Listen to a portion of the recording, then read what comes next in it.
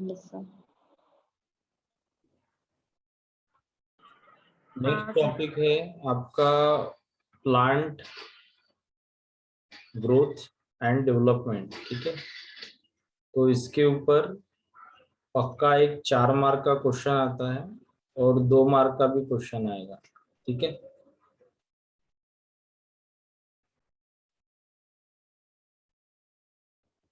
तो जैसे अपन ने एनिमल डेवलपमेंट पढ़ा अभी तक, तो एनिमल डेवलपमेंट में जो स्टार्टिंग का गैमेटोजेनेसिस से लेकर फर्टिलाइजेशन तक, उसके बाद में आपका ब्लास्टुलेशन, उसके बाद गैस्ट्रुलेशन पढ़ा अपन ने। गैस्ट्रुलेशन में सेल माइग्रेशन के अलग अलग मैकेनिज्म्स पढ़े। उसके बाद जो इंडिविजुअल टॉपिक्स पढ़े जिसमें लिम्ब डेवलपमेंट पढ़ा, लेंस डेवलपमेंट पढ़ा, पुलवा डेवलपमेंट। ठीक है,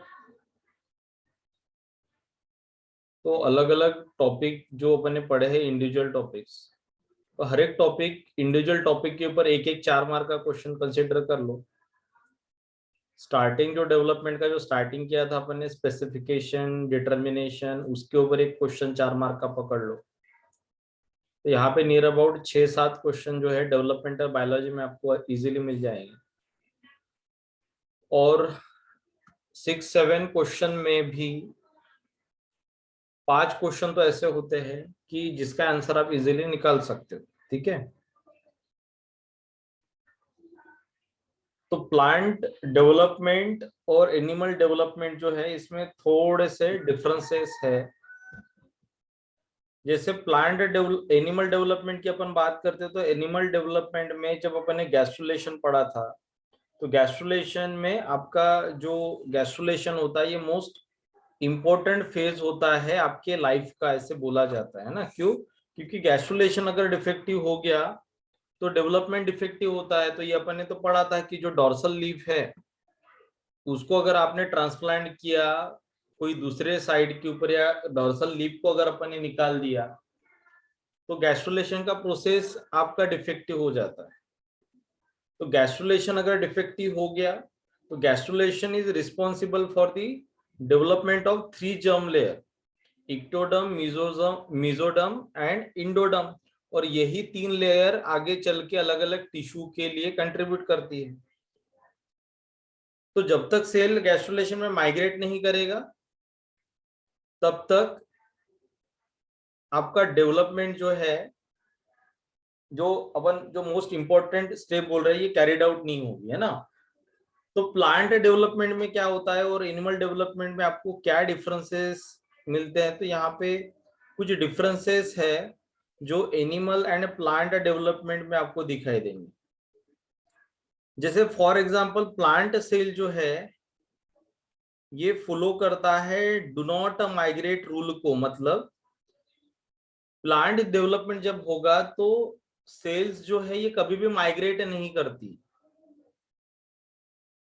ठीक है, उसके बाद में जब हमने एनिमल में पढ़ा था, तो एनिमल में जब मियोसिस होता है तो मियोसिस में डायरेक्ट गैमेट्स बनते थे, बट ऐसा नहीं है। यहाँ पे गैमेट्स नहीं बनते, यहाँ पे पहले बनते हैं स्पोर्स। ठीक है, तो meiosis is responsible for the spore formation. वो आगे अपन पढ़ेंगे, माइक्रोस्पोर, मेगास्पोर। मेगास्पोर फीमेल में होता है, माइक्रोस्पोर मेल में होता है। और जो भी स्पोर बनते हैं, और वो स्पोर जो है, वो स्पोर का फिर अपन माइटोसिस करते हैं, तब जाके वो गैमेट बनता है। तो ये आपको किस केस में मिलेगा? Sporic meiosis in plant. But animal के केस में आपको क्या मिलता है? डायरेक्ट मियोसिस से गैमेट्स मिलते हैं। ये क्लियर हो गया क्या पॉइंट?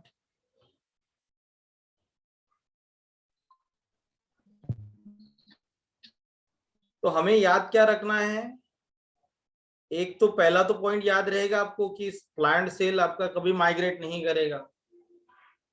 बट प्लांट में जब भी गैमेट का प्रोडक्शन होता है तो गैमेट प्रोडक्शन डायरेक्ट मियोसिस से नहीं होता। जब अपन गैमेट बनाने के लिए मियोसिस स्टार्ट करते हैं तो पहले स्पोर्स बनते हैं और उसके बाद में फिर जब उनका माइटोसिस होगा तब जाके गैमेट्स बनेंगे। क्लियर हो गया कि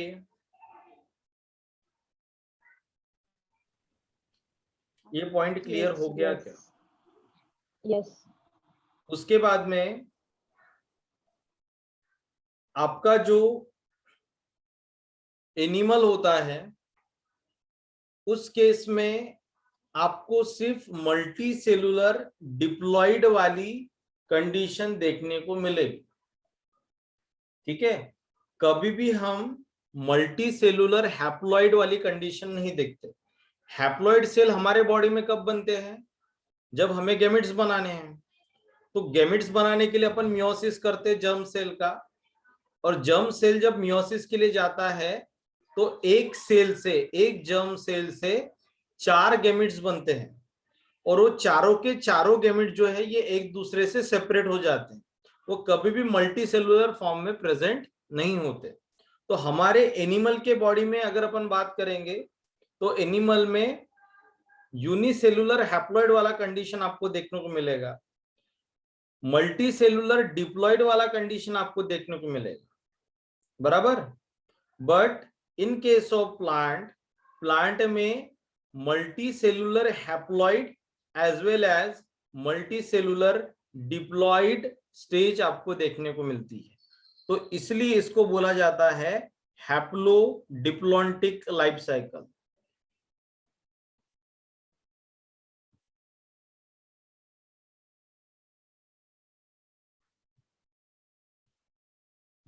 क्लियर है कि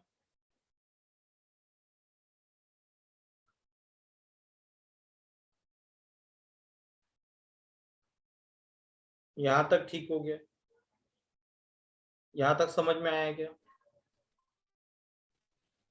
हाँ सर। उसके बाद next, plant germ cell are not set aside early in the development. जैसे अपने इसमें होता है ना कि जर्म सेल को अपन पहले ही क्या कर देते, उसका स्पेसिफिकेशन कर देते और उसको सेपरेट कर देते,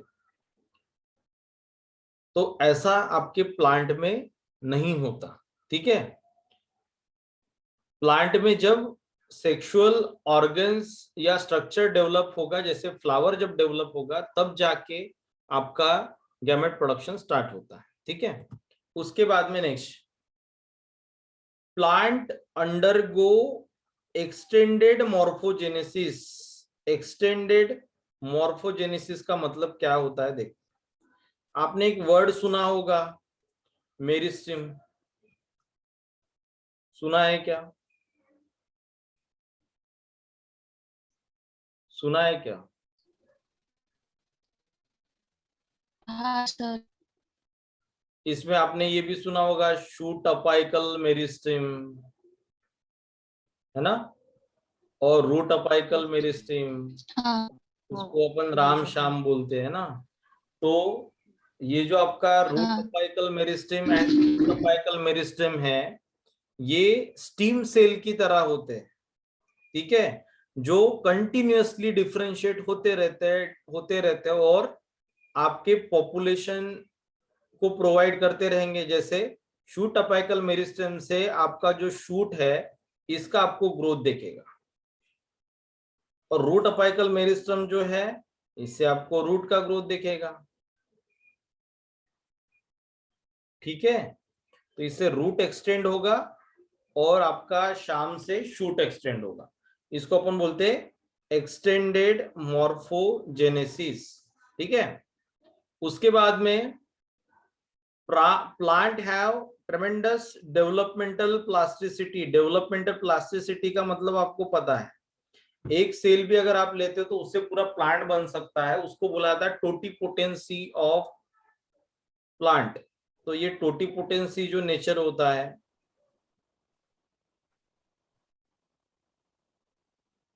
इससे आपका पूरा प्लांट क्या हो सकता है, डेवलप हो सकता है। अब देखो कि ये पूरे, अगर अपन पॉइंट को अगर अपन ने अच्छे से पढ़ा ना, तो ये पूरा एनिमल से पूरा अपोजिट काम कर रहा है। ये सेल माइग्रेट नहीं करते, मियोसिस में आपका गैमेट डायरेक्ट प्रोडक्शन नहीं होता। हमारी इसमें एक्सटेंडेड मॉर्फोजेनिस आपको देखने को नहीं मिलता, वो प्लांट में देखने को मिलता। ऐसा क्यों हुआ? क्योंकि प्लांट एंड एनिमल जो है ये एक दूसरे से बहुत पहले ही सेपरेट हो गए थे ड्यूरिंग इवोल्यूशन। तो प्लांट एंड एनिमल्स ये एक दूसरे से बहुत पहले ही सेपरेट हो गए हैं, इसलिए इनका जो डेवलपमेंटल पाथ जो इवॉल्व हुआ है ये एक दूसरे के साथ मैच नहीं कर। ठीक है यहां तक? ठीक है कि यहां तक? हाँ सर। उसके बाद नेक्स्ट है गैमेट प्रोडक्शन इन एंजियोस्पर्म। तो जैसे अपन एनिमल में स्टेप बाय स्टेप लिया, पहले गैमेट प्रोडक्शन पढ़ा, उसके बाद में गैमेट प्रोडक्शन के बाद में हमने क्या पढ़ा था? फर्टिलाइजेशन पढ़ा था। फर्टिलाइजेशन के बाद में अपन ने डेवलपमेंट पढ़ा था। तो उसी स्टेप वाइज से अपन प्लांट का डेवलपमेंट पढ़ रहे हैं, ठीक है ना? तो सबसे पहला आएगा गैमेटोजेनेसिस में आपका जो प्लांट है, इसमें गैमेट प्रोडक्शन जो है, इसमें अपन फ्लावरिंग प्लांट जो होते हैं, जो एंजियोस्पर्म जिसको अपन बोलेंगे, तो इसमें अपने को क्या पढ़ना है? गैमेटोजेनेसिस पढ़ना है, गैमेट प्रोडक्शन पढ़ना है। ठीक है?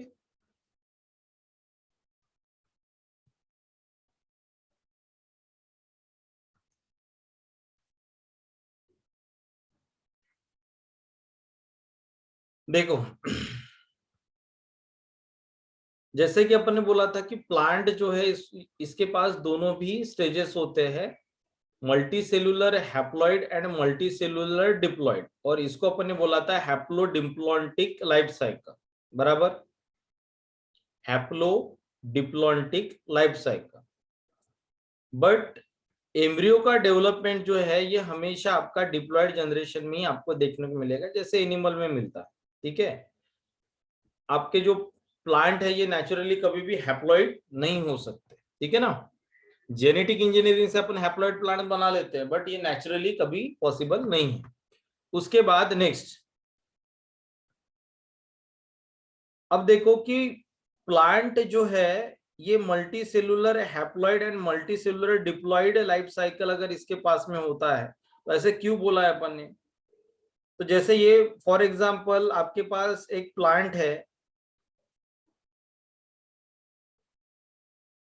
जो आपका डिप्लॉइड है। ठीक है? डिप्लॉइड जनरेशन का है, और ये अभी मियोसिस अगर करेगा, क्या करेगा? मियोसिस। तो मियोसिस करने के बाद में एक सेल से कितने सेल बनते हैं? 4, और चारों के चारों सेल क्या होते हैं? हैप्लॉइड होते हैं। तो ये अपने पास में ये हैप्लॉइड जनरेशन आ गया। जहां पे अगर आपको नहीं समझाना वहां पे आप पूछ लेना। ठीक है? मियोसिस करने के बाद यहाँ पे आपका हैप्लॉइड जनरेशन आए, उसके बाद में जो हैप्लॉइड सेल है उसका हमने किया माइटोसिस। क्या किया? माइटोसिस। और माइटोसिस अगर आप करोगे तो फिर इससे क्या बनेंगे? गैमेट्स बनेंगे। ठीक है? ये जो गैमेट है ये मेल और फीमेल दोनों तरफ से आएगा। तो मेल और फीमेल गैमेट जो है ये एक दूसरे के साथ में फर्टिलाइजेशन करेंगे, और फर्टिलाइजेशन करने के बाद में यहाँ पे आपका जो जाइगोट बनेगा वो डिप्लॉइड बन गया। डिप्लॉइड जाइगोट जो है ये अभी माइटोसिस करेगा, और उससे फिर से आपका ऑर्गेनिज्म जनरेट होगा। तो हैप्लॉइड जनरेशन तब आती है जब आप मियोसिस करते हो, डिप्लॉइड जनरेशन तब आती है जब आप फर्टिलाइजेशन के बाद में माइटोसिस करते हो। अब हमें ये पढ़ना है कि मल्टी सेलुलर हैप्लॉइड इसको क्यों बोला जाता है। तो जब तक आप फीमेल गैमेट कैसे बनता है और मेल गैमेट कैसे बनता है ये जब तक आपको समझ में नहीं आएगा, तब तक हम ये नहीं बोल सकते कि हैप्लॉइड मल्टी सेलुलर जनरेशन भी प्लांट में होता है। तो उसके लिए हमें यहाँ पे male gamete as well as female gamete production पढ़ना पड़ेगा। तो फर्स्ट की ये इमेज आपको क्लियर दिख रहा है क्या? हाँ, तो देखो एक एक पॉइंट आपको नोट डाउन करना है क्योंकि ये आगे चल के कंफ्यूज करेंगे आपको, ठीक है ना। जो आपका प्लांट होता है वो होता है डिप्लॉइड, ये डिप्लॉइड लिखा है इसके ब्रैकेट में, और इसको बोला जाता है स्पोरोफाइटिक जनरेशन। जो डिप्लॉइड जनरेशन है उसको अपन क्या बोलते हैं? स्पोरोफाइटिक जनरेशन, ठीक है। तो स्पोरोफाइटिक जनरेशन क्या होती है? डिप्लॉइड, इसलिए इसको अपन डिप्लॉइड स्पोरोफाइटिक जनरेशन बोलेंगे। प्लांट जब भी आपका जुवेनाइल टू एडल्ट स्टेज में जाता है, सेक्सुअल स्टेज में जाता है, तो उसके ऊपर फ्लावर डेवलपमेंट स्टार्ट हो जाता है। तो यहाँ पे फ्लावर आ गया, फ्लावर को अपन ने फोकस किया तो फ्लावर का स्ट्रक्चर कुछ इस तरीके से दिखेगा आपको।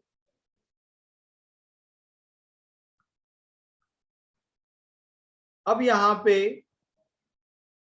आपके पास जो फीमेल रिप्रोडक्टिव स्ट्रक्चर है उसको बोला जाता है carpel. Female reproductive structure called as carpel, ठीक है, जिसमें आपको ये इस टाइप का स्ट्रक्चर मिलेगा।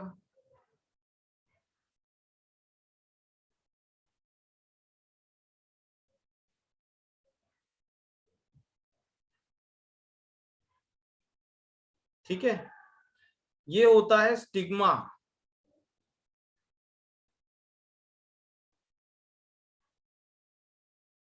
ठीक है। उसके बाद ये होता है ओवरी, ठीक है, और उसके बाद यहां पे होता है ओल।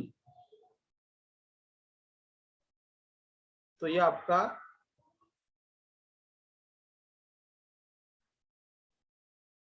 ओल जो आगे चल के सीड में डेवलप होने वाला है, ठीक है।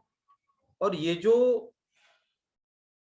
आपको लिंकेज दिख रहा है ओवल के बीच में और ओवरी के बीच में, इसको हम बोलते प्लाजेंटा, जो इसको न्यूट्रिएंट प्रोवाइड करता है।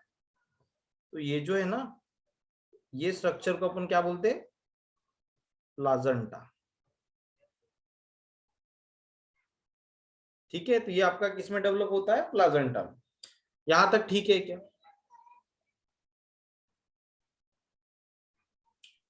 हाँ सर। अब देखो, ये जो अपन ने स्ट्रक्चर निकाला स्टिग्मा, ओवरी, प्लाजेंटा या ओवल, ये हो गया कार्पेल का स्ट्रक्चर जो एक फीमेल रिप्रोडक्टिव स्ट्रक्चर को एक्सप्लेन करता है। उसके बाद में है स्टेमेन,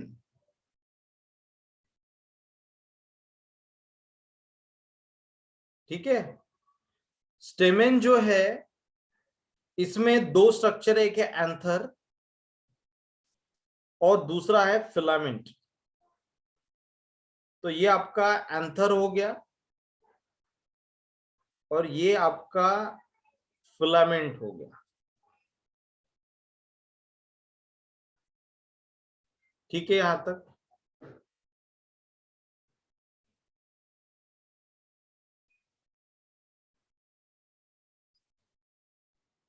तक ठीक है।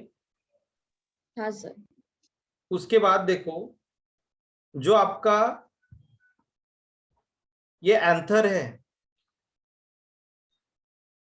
एंथर को अगर आपने कट किया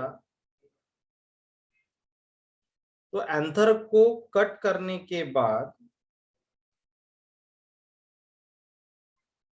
आपको ये चार स्पेरिकल बॉक्सेस दिखते हैं। इसको बोला जाता है पोलन सैक, जिसके अंदर में पोलन का डेवलपमेंट होगा, ठीक है। यहां पे नंबर ऑफ सेल्स है और ये जो इंडिविजुअल सेल्स है ना, इनको बोला जाता है माइक्रोस्पोर मदर सेल। क्या बोला जाता है? Microspore mother cell. ये डिप्लॉइड है कि हैप्लॉइड है? डिप्लॉयड। डिप्लॉयड है। अभी तक अपन ने मियोसिस स्टार्ट ही नहीं किया, मतलब क्या होगा, डिप्लॉयड। तो डिप्लॉयड अगर है तो ये कौन से जनरेशन का है,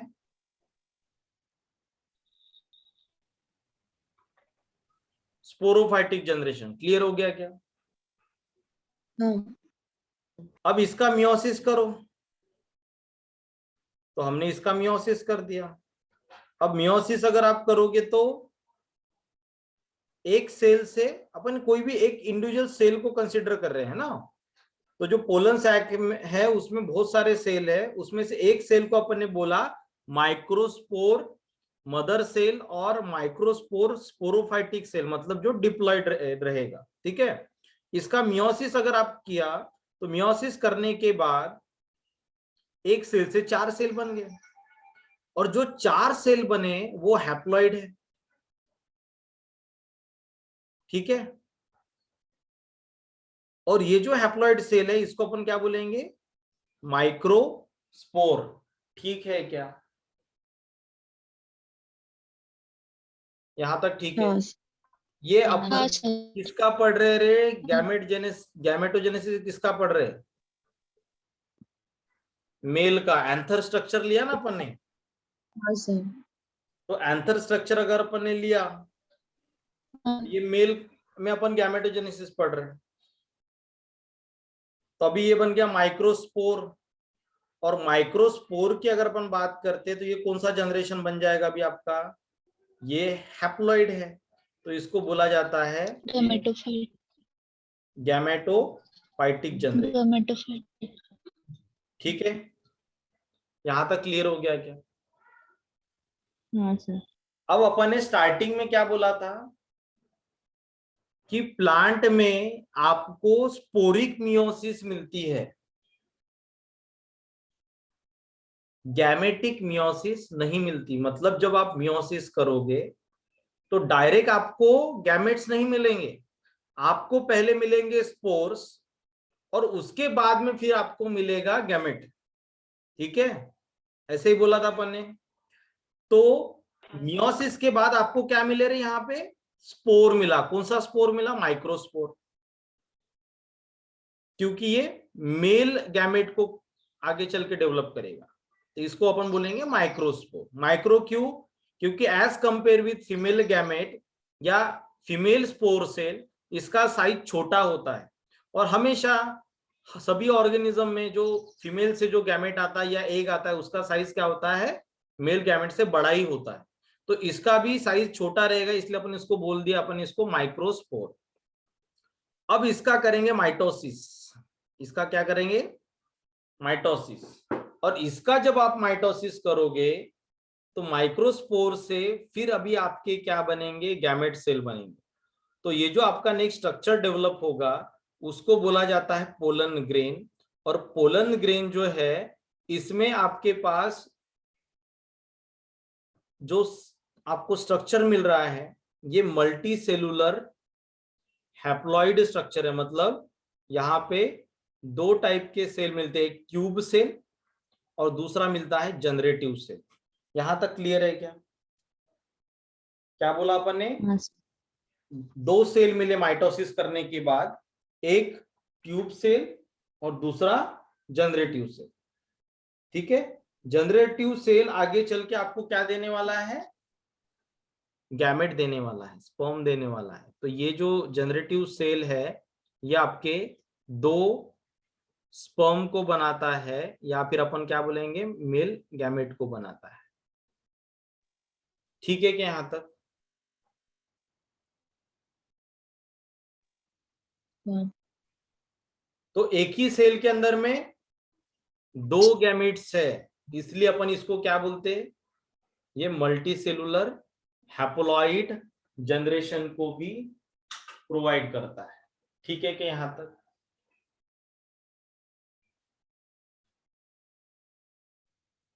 यहां तक ठीक है? हाँ हाँ सर। उसके बाद नेक्स्ट, उसके बाद देखो आपके पास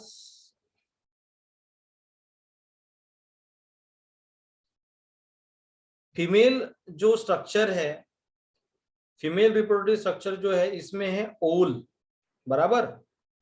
ये ओवल जो है ना, इसको अपन थोड़ा सा फोकस कर रहे हैं। तो ये यहाँ पे जो ओवल था इसको अपन ने फोकस किया, ठीक है। इसको अपन ने फोकस करने के बाद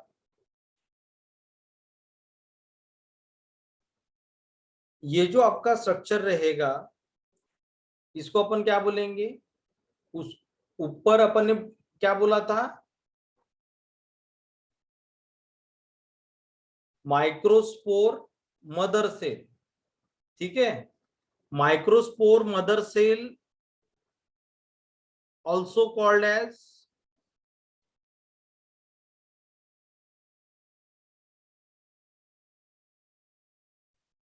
माइक्रोस्पोरेंजियम।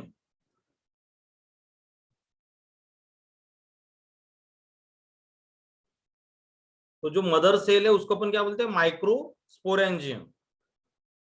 तो जो आपका माइक्रो मेगास्पोर मदर सेल रहेगा, मेगास्पोर मदर सेल, जिससे आपका फीमेल गेमेट का डेवलपमेंट होगा, उसको अपन क्या बोलेंगे, उसको अपन बोलेंगे मेगास्पोरेंजियम।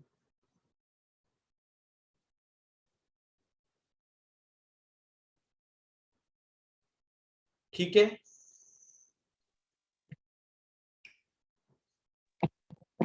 हाँ सर। अभी देखो ये आपका मेगास्पोरेंजियम, और मेगास्पोरेंजियम जो है ये डिप्लॉयड जनरेशन है, इसलिए अपन इसको डिप्लॉयड स्पोरोफाइटिक जनरेशन में कंसिडर करते हैं। अब इसका आप मियोसिस करो, तो मियोसिस करने के बाद में क्या होगा कि ये जो मेगास्पोरेंजियम है ये डिवाइड होगा। डिवाइड होने के बाद में एक सेल से कितने सेल बनेंगे, एक सेल से बनेंगे 4 सेल। 4 सेल में एक जो सेल होता है वो सबसे बड़ा होता है। जैसे अपन ने एनिमल्स में जो पढ़ा था, एनिमल्स में जो 3 सेल्स होते हैं अपन ने उसको क्या बोला था, पोलर बॉडी, जो आगे चल के डिजेनरेट हो जाते हैं, ऐसे ही पढ़ा था ना अपन ने। हाँ। तो अब देखो कि ये जो आपका मेगास्पोरेंजियम है इसका अगर मियोसिस होता है तो 4 सेल बन गए, यहाँ पे 4 सेल आपको दिख रहे हैं, बट जो 3 सेल है छोटे हैं और एक ही सेल आपका बड़ा है, इसको अपन बोलेंगे मेगास्पोर। जैसे मेल में अपना माइक्रोस्पोर जनरेट हुआ था आफ्टर मियोसिस, वैसे यहाँ पे आपका क्या जनरेट हो गया, मेगास्पोर। क्लियर हो गया कि यहाँ तक। हाँ सर। अब इसका क्या करेंगे, यहाँ पे तो मियोसिस के बाद में डायरेक्ट गैमेट नहीं बनते, यहाँ पे पहले बनता है स्पोर। तो अभी अपन इसका क्या करेंगे, माइटोसिस। चलो माइटोसिस कर दो। माइटोसिस करने के बाद में यहाँ पे माइटोसिस किसका होगा, माइटोसिस सिर्फ मेगास्पोर जो बड़ा वाला सेल है ना उसका होगा। तो माइटोसिस करोगे तो 1 से 2 ही बनने चाहिए, बट यहाँ पे आपको कितने सेल दिख रहे हैं, देखो ऊपर 3 है और नीचे 3 है और बीच में 2 न्यूक्लियाई है, मतलब 8 न्यूक्लियस कहाँ से आए। तो माइटोसिस आपको 3 टाइम्स करना पड़ेगा। तो माइटोसिस अपन ने 3 टाइम्स किया, मतलब 1 से 2, 2 से 4 और 4 से 8। क्लियर है। हाँ सर। तो 3 टाइम्स यहाँ पे माइटोसिस करो तो यहाँ पे आपके पास में 8 न्यूक्लियस आ जाएगा, और यहाँ पे आपका बन जाएगा फिर फीमेल गैमेटोफाइट। ठीक है, मतलब फीमेल गैमेट। यहाँ तक ठीक है।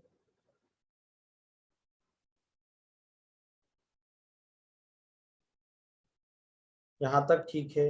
हाँ। हाँ सर। तो मेगास्पोरेंजियम मियोसिस के लिए अगर एंटर करता है तो मेगास्पोर बनेगा।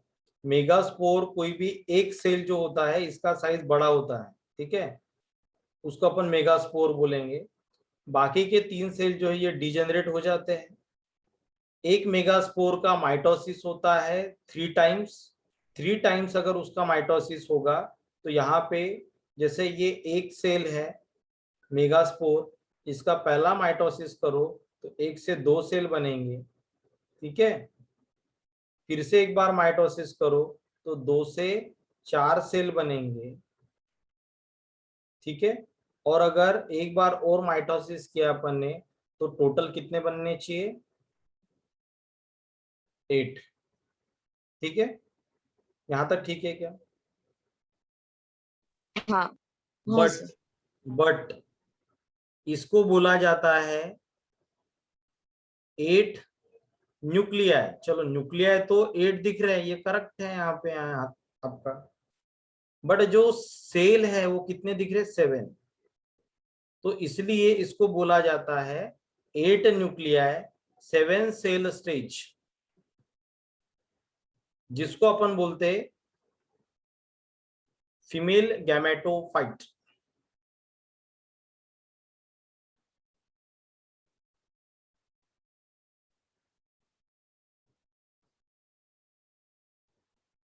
अब 8 न्यूक्लियाई है ना आपके पास में, तो ये जो 8 न्यूक्लियाई है इसमें से जो 3 न्यूक्लियाई हैं ये एंटीपोडल सेल बनाते हैं।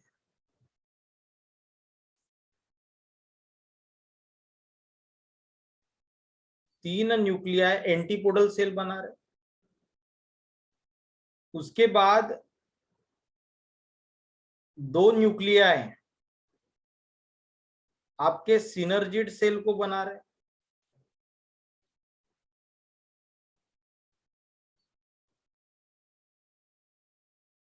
पांच हो गए। उसके बाद एक न्यूक्लियाई एक को बनाता है और एक जो है ये सॉरी लास्ट वाले जो 2 बचे आपके पास ये पोलर न्यूक्लियाई बनाते हैं। तो टोटल हो गए आपके 8 न्यूक्लियाई।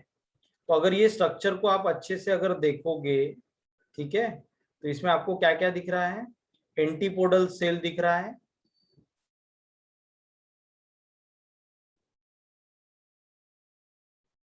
तो ये 3 न्यूक्लियाई ऊपर वाले एंटीपोडल सेल को कंट्रीब्यूट कर रहे हैं। उसके बाद में सेंटर में 2 न्यूक्लियाई हैं, वो पोलर न्यूक्लियाई को कंट्रीब्यूट कर रहे हैं। और उसके बाद में आपके जो 2 न्यूक्लियाई हैं ये सिनर्जिड सेल को कंट्रीब्यूट कर रहे हैं। तो बीच वाला सिनर्जिड सेल के बीच में आपका एक जो है वो एग सेल को कंट्रीब्यूट कर रहा है। तो ऐसे टोटल हो गया आपके पास में 8 nuclei but 7 cell stage. 7 cell stage कैसा? 7 सेल कैसे समझ में आएगा आपको? 7 सेल स्टेज जो है ये कैसे बोला अपन ने, समझ में आया क्या? सर एक बार बताओ। हाँ सर। ये आपका एक पूरा एक सेल जिसमें ये ऊपर 3 सेल है, ठीक है, एक बड़ा सेल, उसके अंदर में 3 सेल एंटीपोडल, सिनर्जिड, ठीक है, एग सेल, फिर से सिनर्जिड सेल, ठीक है। टोटल कितने हो गए? ये 3 और 3 6 और एक बड़ा सेल 7 और बड़े सेल का ये 2 न्यूक्लियस जिसको अपन ने बोला पोलर न्यूक्लियस। तो 8 न्यूक्लियाई तो है बट सेल कितने हैं? 7 सेल, ठीक है यहां तक। और ये सारे के सारे सेल हैप्लॉइड है कि डिप्लॉइड है? सारे के सारे सेल हैप्लॉइड है कि डिप्लॉइड है? डिप्लॉइड। कैसे डिप्लॉइड आया? अपन ने तो मेगास्पोर जो हैप्लॉइड। था वो हैप्लॉइड था, उसका माइटोसिस किया। हाँ और हैप्लॉइड सेल का जब माइटोसिस करेंगे तो हैप्लॉइड सेल ही मिलेंगे ना अपने को। हाँ हाँ। तो ये सारे सेल क्या है आपके? हैप्लॉइड। हैप्लॉइड है। और मल्टी सेलुलर कंडीशन दिख रहा है आपको यहाँ पे? दिख रहा है कि नहीं दिख रहा है? ये मल्टी सेलुलर कंडीशन है ना। अरे 3 एंटीपोडल, 2 सिनर्जिड, एक सेल, हाँ हाँ और सर। ये सभी सेल एक बड़े सेल के अंदर में है, तो ये तो मल्टी सेलुलर कंडीशन हो गया ना। तो इसलिए इसको क्या बोलते हैं अपन? Multi cellular haploid stage. ठीक है यहाँ तक अभी हाँ। ये समझ में आया कि सबको? हाँ सर। ठीक है यहाँ तक। अब देखो कि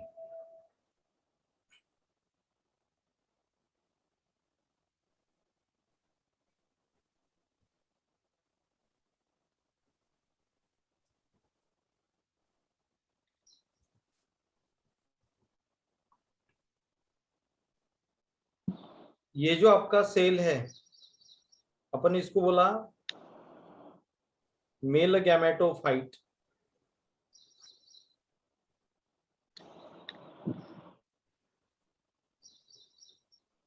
और ये आपका फीमेल गैमेटोफाइट। ठीक है, मेल गैमेटोफाइट का अगर आप स्ट्रक्चर देखोगे तो यहाँ पे आपको ये है पोलन ग्रेन का स्ट्रक्चर। ठीक है ना, इसके ऊपर क्वेश्चन आएगा आगे चल के। पोलन ग्रेन का स्ट्रक्चर अगर आप देखोगे तो आपको यहाँ पे एक्साइन दिख रहा है, दिख रहा है एक्साइन। उसके बाद अंदर का जो लेयर है वो इंटाइन है। उसके अंदर एक सेल है जिसको अपन ने बोला ट्यूब सेल। ठीक है, और ट्यूब सेल के अंदर में क्या रहेगा, तो ट्यूब सेल के अंदर में ट्यूब सेल का न्यूक्लियस रहेगा जो हैप्लॉइड है। ट्यूब सेल के अंदर और एक सेल है जिसको बोला जाता है जनरेटिव सेल, और जनरेटिव सेल ही आपका माइटोसिस करके दो स्पर्म को कंट्रीब्यूट करता है। मतलब एक बड़ा सेल ट्यूब सेल, उसके अंदर में दो गैमेट्स प्रेजेंट रहेंगे, तो इसको अपन बोलेंगे मल्टी सेलुलर हैप्लॉइड कंडीशन। ठीक है, ये हो गया पोलन का, मेल गैमेटोफाइट का। ये हो गया फीमेल गैमेटोफाइट का, जिसमें आपको 7 सेल बट 8 न्यूक्लियर स्टेज दिख रहा है। तो 3 जो है ये एंटीपोडल सेल है, 2 जो है ये सिनर्जिड सेल है जो एक सेल के नेबर में प्रेजेंट होते हैं, और जो 2 न्यूक्लियाई हैं ये कंट्रीब्यूट कर रही है आपके एक बड़े सेल को। ठीक है, जिसके अंदर में ये सारे सेल प्रेजेंट है। ठीक है, तो इसको अपन बोलेंगे फीमेल गैमेटोफाइट। चलो यहां तक अगर किसी को भी अगर डिफिकल्टी होगी ना तो आप पूछ लो,